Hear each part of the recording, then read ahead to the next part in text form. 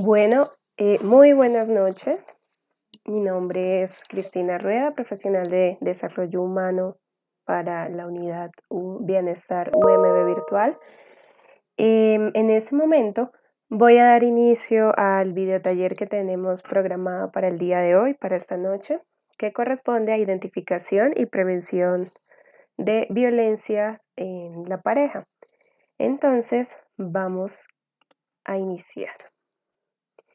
Bueno, partimos haciendo una definición de qué se trata, a qué se refiere la violencia. Entonces, encontramos que según la Organización Mundial de la Salud, la violencia infligida por la pareja se presenta en todos los entornos y grupos socioeconómicos, religiosos y culturales. La abrumadora carga mundial de violencia infligida por la pareja es sobrellevada por lo general por las mujeres. Si bien las mujeres pueden ser violentas en sus relaciones con los hombres, a menudo puede ser en defensa propia y a veces hay violencia entre parejas del mismo sexo. Los agresores más comunes en la violencia contra la mujer son compañeros o excompañeros íntimos de sexo masculino. En cambio, es mucho más probable que los hombres sean víctimas de actos de violencia perpetrados por desconocidos o por conocidos que por alguien más cercano a ellos.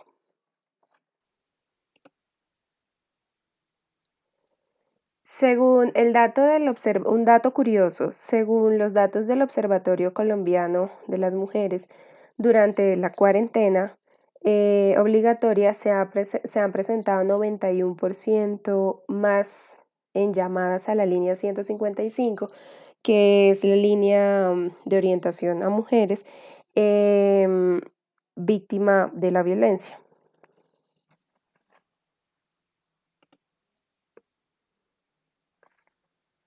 Encontramos una clasificación de los tipos de violencia. Encontramos el maltrato contra la mujer, que se trata de una violencia basada en el género. Se entiende como el maltrato físico, sexual, psicológico, intencional provocado a toda persona del sexo femenino, por su esposo o por aquel hombre con quien ésta mantiene una relación o un vínculo íntimo. Encontramos también el maltrato contra el hombre. Hace referencia a los malos tratos, ya sean físicos, psicológicos o sexuales, que padece el hombre en el ámbito de la relación íntima que mantiene con una mujer. Encontramos también la violencia cruzada o recíproca. Se refiere a aquella situación en que los miembros de la pareja se atacan física, sexual o psicológicamente de manera recíproca, como su nombre lo indica, o sea, en doble vía.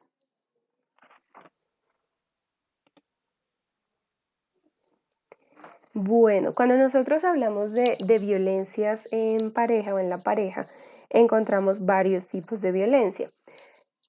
Empecemos con la violencia física. Dentro de este tipo de violencia se incluyen golpes, heridas, fracturas, arañazos, empujones. Si bien en ocasiones se puede llegar a trivializar o a considerar que pueden producirse durante una discusión, empujones y zarandeos, también entran dentro de la categoría de violencia física. Se puede producir una incapacitación física debido a las consecuencias de las agresiones e incluso, según el nivel de daños causados, puede llevar a la muerte. Encontramos también la violencia psicológica. Este tipo de violencia se caracteriza porque, si bien a nivel físico puede no existir una agresión, la víctima se ve humillada, atacada psicológicamente. Dicho ataque puede ser directo y realizado activamente en forma de insultos y vejaciones, o bien llevado a cabo de modo un poco más pasivo, desvalorizando a la pareja sin que ésta considere que está sufriendo un ataque. You are now muted. You are now unmuted. Encontramos también la violencia sexual.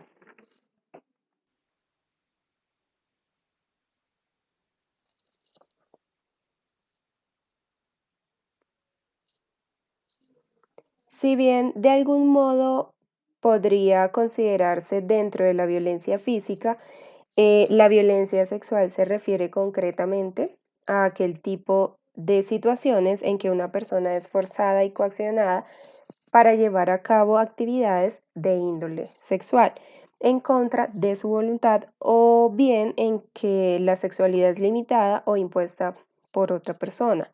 No es necesario que se produzca el acto sexual porque pues también incluye la presencia de otro tipo de situaciones que implican prostitución, forzar a la concepción o el aborto, mutilación genital, acoso sexual o tocamientos indeseados, entre otros.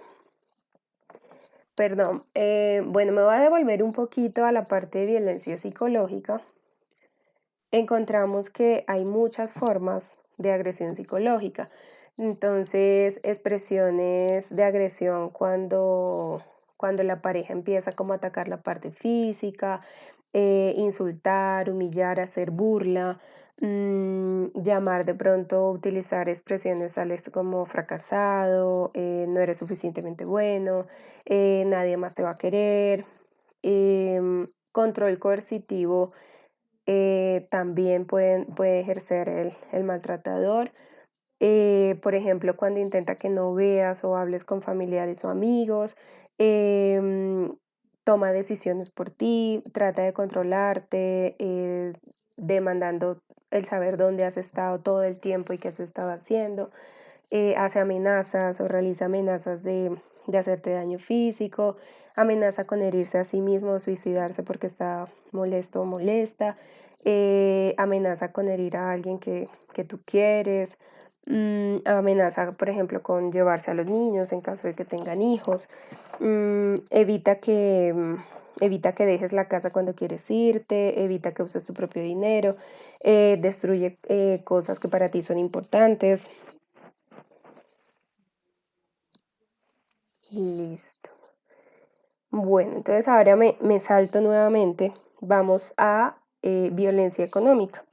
Este tipo de violencia se basa en la reducción y privación de recursos económicos a la pareja como medida de coacción, manipulación o con la intención de dañar su integridad. También se considera como tal el hecho de obligar a depender económicamente del agresor, impidiendo el acceso de la víctima al mercado laboral mediante amenaza, coacción o restricción física. Encontramos también la violencia patrimonial. Se considera violencia patrimonial la usurpación o destrucción de objetos, bienes y propiedades de la persona víctima de violencia con intención de dominarla o producirle un daño psicológico. En muchos sentidos, estos bienes son el fruto de décadas de trabajo y destruirlos es una manera de hacer ver que todos esos esfuerzos no han servido para nada. Sin embargo, hay que señalar que este tipo de agresiones pueden afectar a la vez a otras personas, especialmente a los vecinos. Encontramos también la violencia social. Se basa en la limitación, control y la inducción al aislamiento social de la persona. Se separa a la víctima de familia y amigos, privándola de apoyo social y alejándola de su entorno habitual. En ocasiones se pone a la víctima en contra de su entorno, produciendo que pues la persona se desvincule. Encontramos también la violencia vicaria. Un gran número de parejas en las que se produce violencia tienen hijos. En muchas ocasiones, el agresor decide amenazar, agredir e incluso matar a dichos hijos con el propósito de dañar a su pareja o su expareja. Este tipo de violencia es denominada violencia vicaria, que también incluye el daño causado a los menores por la observación de malos tratos entre los progenitores. El impacto psicológico es lo que se busca a través del control, el sometimiento y las agresiones a personas que no están directamente involucradas en el núcleo del conflicto.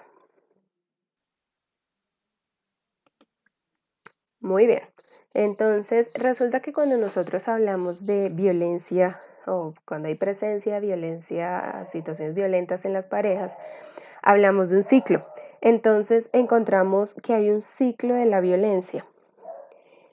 Em, Según este ciclo, o bueno, la psicóloga norteamericana Leonore Walker en 1978 estableció la teoría que explica la dinámica cíclica de la violencia conyugal.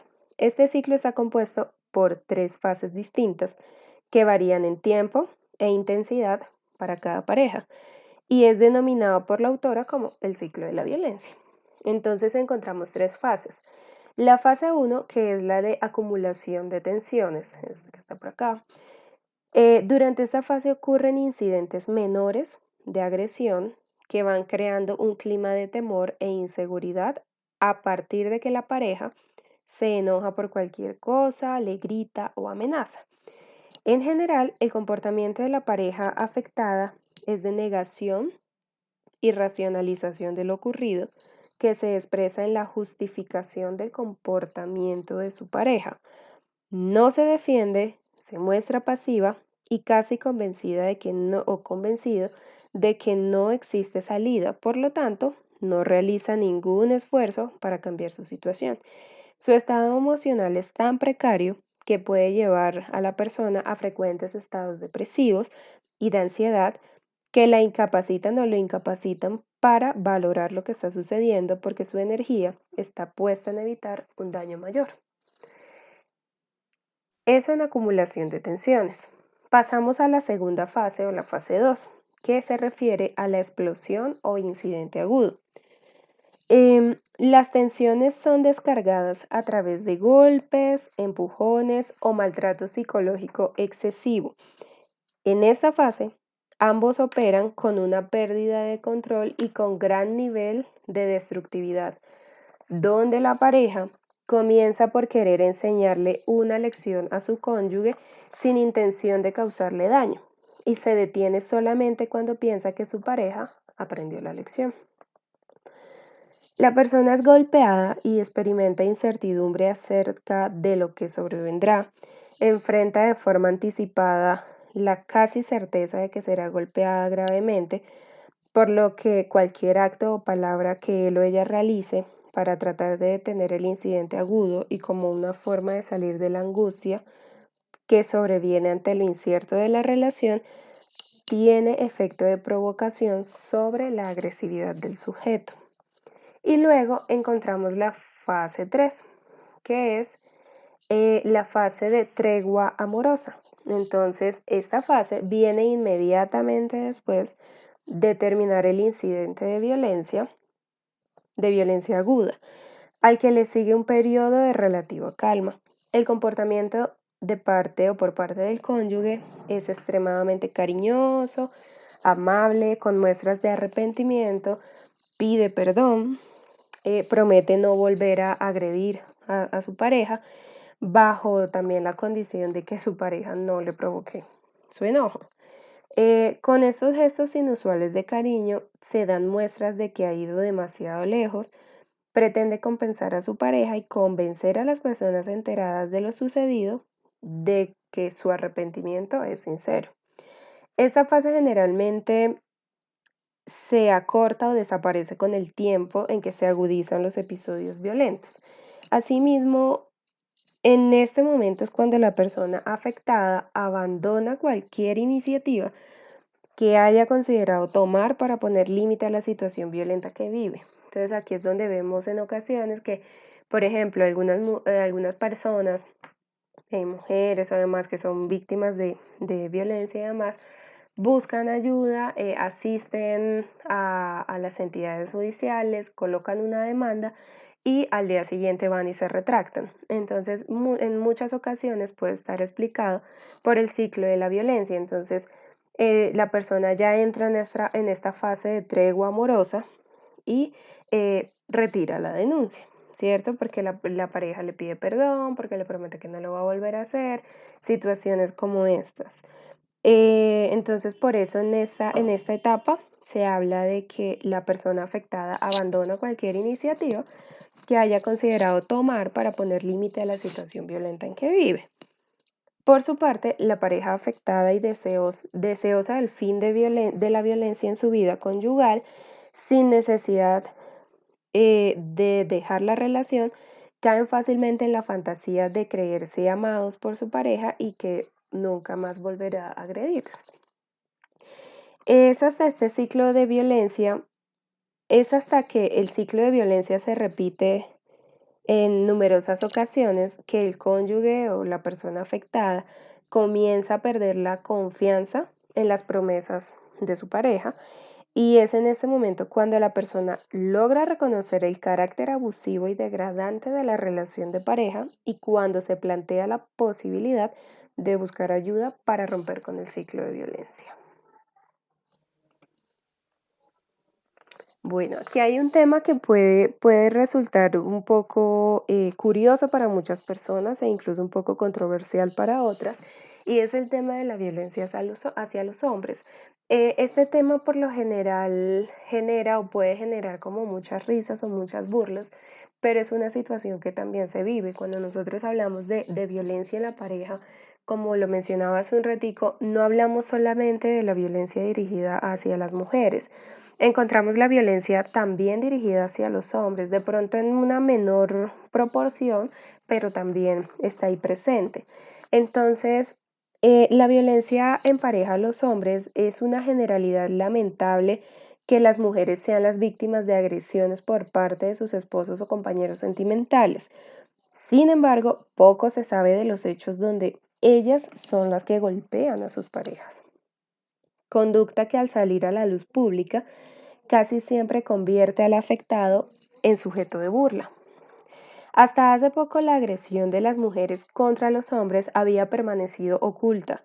En algunos casos no quieren mostrar debilidad ante la comunidad, pero cuando la situación se sale de las manos porque ya hay ataques graves como cortadas, puñaladas y este tipo de situaciones, entonces ahí sí tienden a denunciar.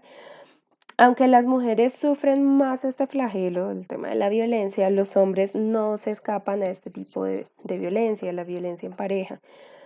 Cada 3 días muere una mujer a manos de su pareja, mientras que cada 15 fallece un hombre por la misma causa.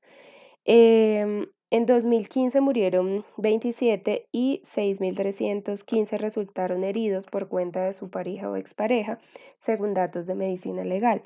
En 2016, 42 murieron, un aumento del 55,5% en relación con el registro anterior. Y casi alrededor de 7.000 fueron heridos, lo que implicó un aumento del 9,2%. Bueno, otras cifras de la violencia en los hogares del país.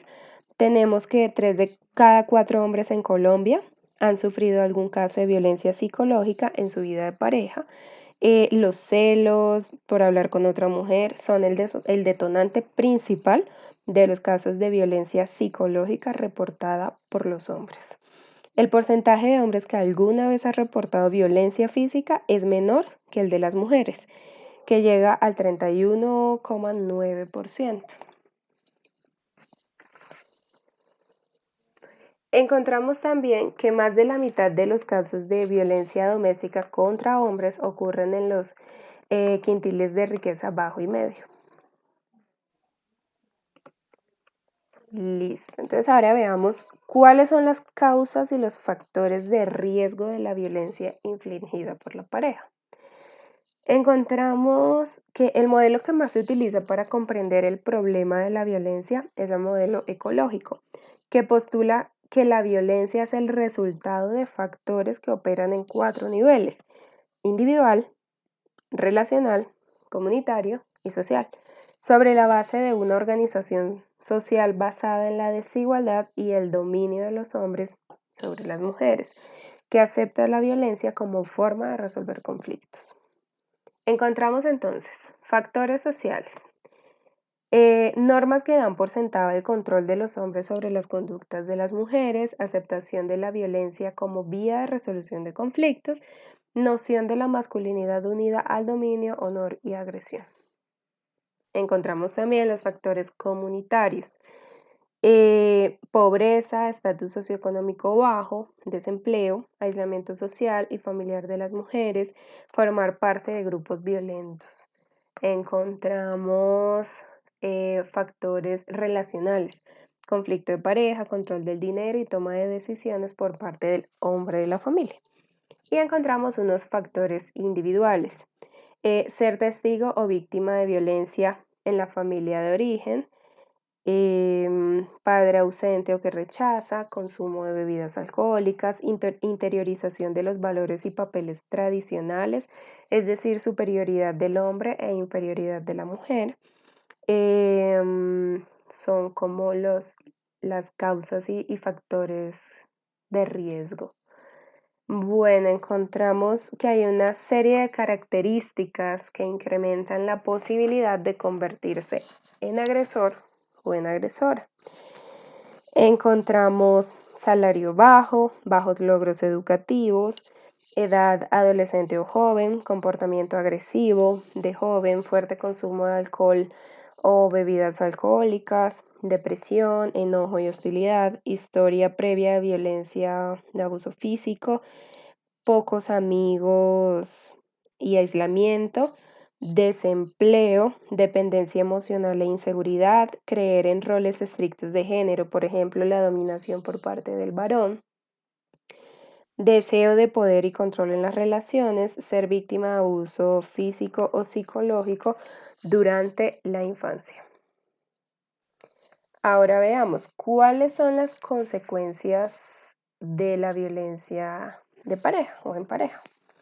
Encontramos que la violencia infligida por la pareja afecta a la salud física y mental en formas directas, por ejemplo, lesiones y formas indirectas como problemas crónicos de salud por estrés prolongado. Haber sido víctima de violencia es por consiguiente un factor de riesgo de muchas enfermedades y trastornos. Las investigaciones actuales indican que la influencia del maltrato puede persistir mucho tiempo después de que haya cesado la violencia.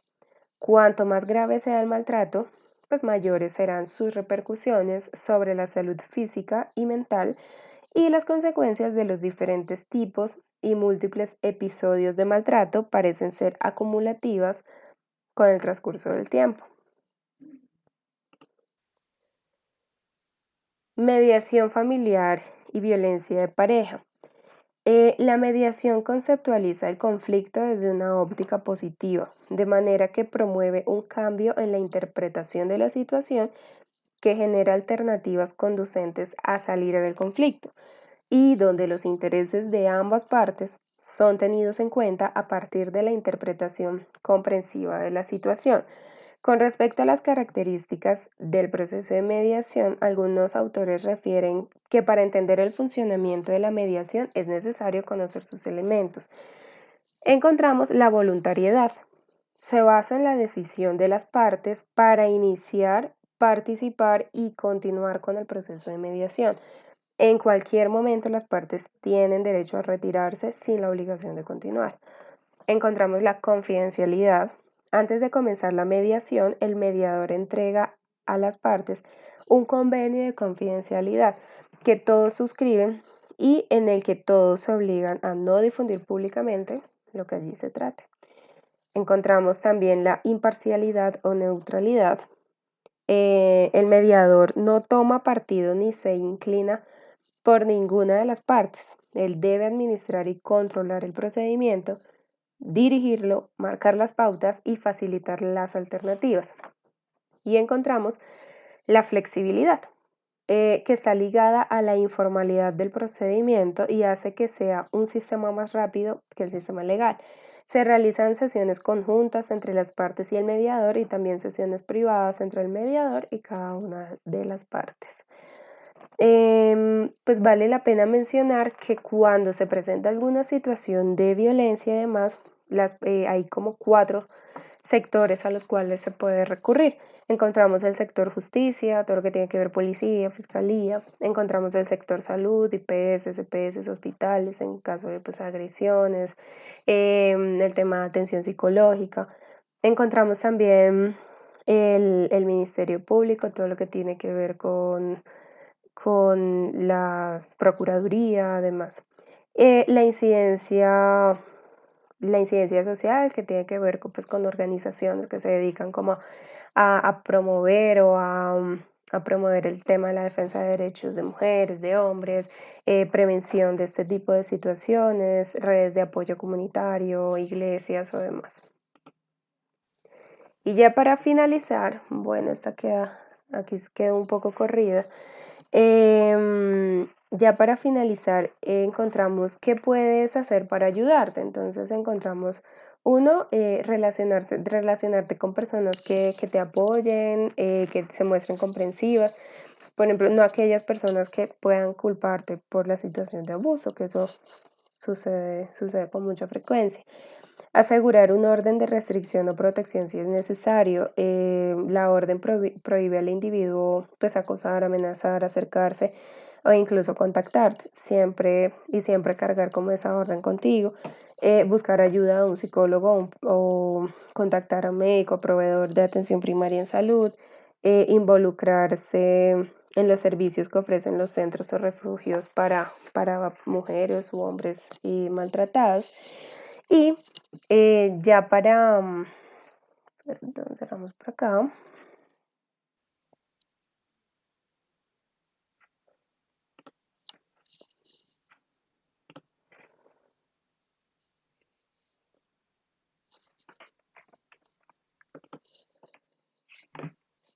Bueno, y ya para finalizar un poco con esto, dentro de lo que nosotros hablamos, de qué podemos hacer también para prevenir este tipo de situaciones, encontramos varias estrategias. Dentro de ellas, pues la primera, tratar siempre de construir relaciones saludables, relaciones sanas, relaciones basadas en el marco del respeto, en el marco del respeto por las diferencias, el respeto por el otro.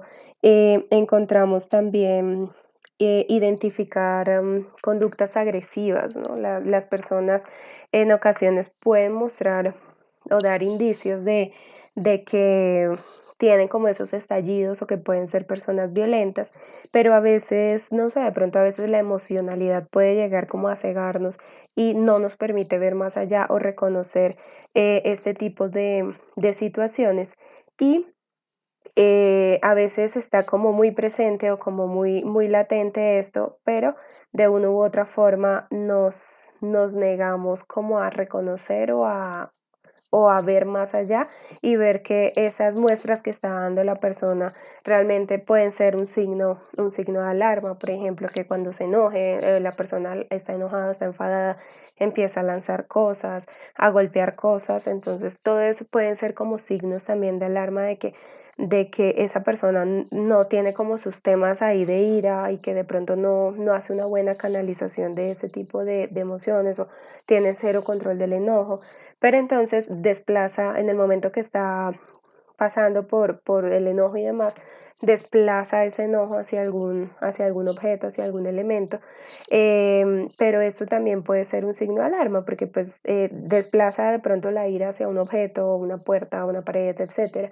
pero en cualquier momento puede dejar de desplazarlo hacia el objeto y pues agredir como tal a la pareja o a la persona que tiene cerca. Entonces son situaciones que nosotros también podemos aprender cómo a identificar o a reconocer y podemos ver como esos signos de alarma, ¿no? Entonces, eso en el caso del tema físico, lo que yo les comentaba ahorita del maltrato psicológico también, que pues no se ve a simple vista, pero que también tiene un trasfondo y es lo que yo les decía ahorita, la persona que empiece como a tener ciertos comportamientos negativos hacia ti, que empiece como a rechazarte, que empiece como a discriminarte cosas, como a hacerte creer o pensar o hacerte comentarios que sean hirientes, hacer o tener comportamientos que te lastiman y que sabe que te lastiman y pues los sigue repitiendo. Entonces encontramos una variedad de situaciones y hay otro punto aquí súper importante y es que es fundamental democratizar las relaciones de género, o sea, el reconocimiento, como les decía ahorita, de las diferencias, el relacionamiento o tratar de tener un relacionamiento en condiciones de igualdad y de respeto.